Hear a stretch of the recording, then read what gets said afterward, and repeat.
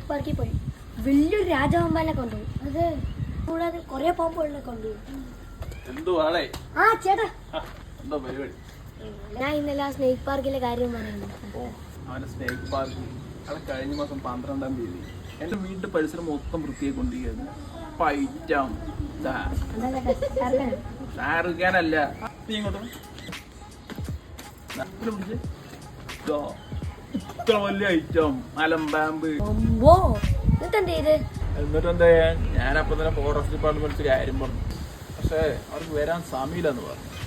എന്നിട്ടോ അവസാനം ഞാൻ എന്റെ കയ്യിൽ ഇട്ടു. നമ്മുടെ ചെക്കൻ ഇറക്കി. അതാരാ ചേട്ടാ?